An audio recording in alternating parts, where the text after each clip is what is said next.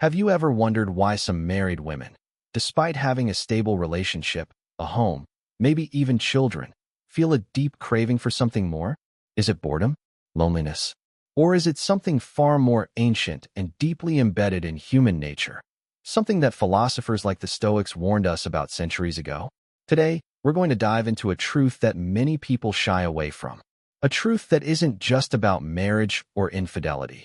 It's about human psychology, desire, fulfillment, and the difficult choices we make when we don't understand ourselves. If you've ever questioned why someone would risk everything for a fleeting moment of passion, this video will change how you see it. Let's be clear, this isn't about judgment. It's not about labeling people as good or bad. It's about understanding. Because Stoicism teaches us something most people forget. When we see behavior we don't understand, we shouldn't react with anger or shame. We should inquire. What drives this? What can it teach us? This video is your invitation to think deeper. Let's begin. Number 1. The craving for something more. What's going on? Let's start with the core question. Why do some married women and men seek something outside their relationship? Most people reduce it to shallow explanations. She's ungrateful, or he got bored. But real life isn't that simple. Human beings are driven by powerful internal forces, desires, fears, unmet needs. And when we don't understand them, they control us. Sometimes it's not about sex or even emotional connection. It's about feeling alive. It's about escaping a life that feels too predictable, too restrained, too silent. And this isn't a new issue. The Stoics, Marcus Aurelius, Seneca, Epictetus, they all spoke about the restless nature of the human mind, about how we're constantly tempted by what we don't have, even when we have what we need. So what causes this disconnect between what we have and what we long for? Number 2, desire and the illusion of fulfillment.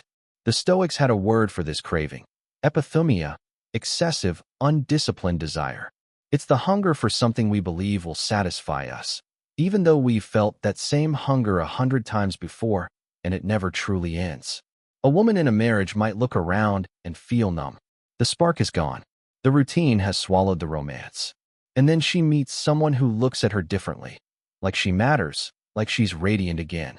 It feels intoxicating, but the Stoics would gently remind her, this feeling, this high, will fade, and then you'll be back in the same place, just with different scenery. We chase novelty because we confuse stimulus with meaning. Seneca once wrote, "It is not the man who has too little, but the man who craves more, who is poor." The truth is, the hunger for excitement is endless when it's rooted in discontent. So what's the solution? To run from desire? No, to understand it. Number 3, the Stoic practice of negative visualization. One of the most powerful Stoic exercises is called negative visualization. It sounds dark, but it's transformative. You imagine losing what you take for granted. Not to feel sad, but to rekindle appreciation. Let's say you feel unfulfilled in your relationship. Instead of fixating on what's missing, ask, what if this person was no longer in my life? What would I miss? What silent joys would vanish? This exercise grounds you. It helps you see the hidden beauty in what feels ordinary. Marcus Aurelius reflected on this often. As emperor, he had power, wealth, and distractions, but he reminded himself daily that everything he loved was temporary. That mindset made him grateful, not greedy. The craving for more often disappears when you remember what you already have. Number 4, external validation, the silent trap. Here's something most people won't admit.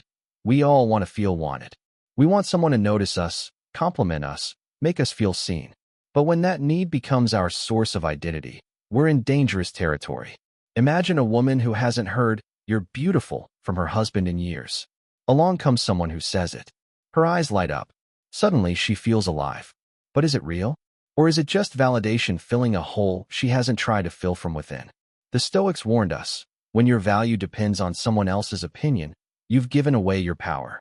You become like a leaf in the wind, blown wherever the next compliment takes you. True confidence, they taught, comes from knowing your worth, not needing others to confirm it. Number 5, the power of choice and self-mastery. Now comes the Stoic core principle. You always have a choice. Desires, temptations, emotions, they come and go. But between the stimulus and your response, there's a gap. In that gap lies freedom. Imagine a woman who feels tempted. She could take the risk, cross the line, and maybe no one would ever know. Or she could pause, reflect, ask, is this action aligned with my deepest values? Or is it just a temporary escape? Stoicism doesn't shame you for feeling temptation. It empowers you to rise above it. Epictetus, born a slave, said this: "No man is free who is not master of himself." And that applies to everyone, no matter their circumstances. The freedom to choose your response is where real power begins. Number 6. The modern world and the illusion of missing out. Here's the hard part. Today's society is built to make you feel dissatisfied. Endless scrolls of perfect couples, influencers showing off dream vacations, dating apps promising instant passion. It's a recipe for chronic dissatisfaction. And when your own life feels quiet or routine, it's easy to wonder, am I missing out? The Stoics called this fantasia a false impression. The idea that things are better elsewhere, just because they look better. But they aren't real. They're curated performances designed to trigger your insecurities. Marcus Aurelius would journal at night to stay grounded, to remind himself that the only thing that matters is your own mind, your own character, your own values. Not what others have, not what others flaunt. Just you, your choices, your peace. Number 7. Amor fati, embracing, not escaping. The Stoics had one final and beautiful teaching: amor fati, love your fate. It means learning to accept your life, even its difficulties, with open arms. Not to passively endure, but to actively embrace. To say, this is my life, and I will make something meaningful out of it. That doesn't mean staying in a toxic relationship.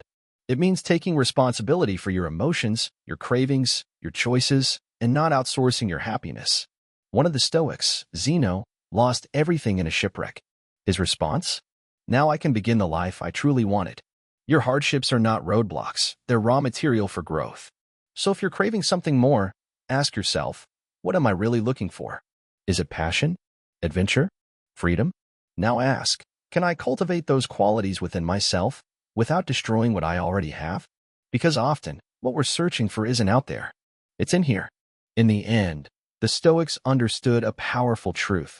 No relationship will ever fill the void inside you. No affair, no adventure, no compliment will ever replace the peace of self-mastery. If you're restless, it's not your partner's job to fix it. That work belongs to you. So pause. If this message resonated with you, subscribe to the channel. Because the path of philosophy isn't just about thinking, it's about living deeply. And on that path, you're never alone.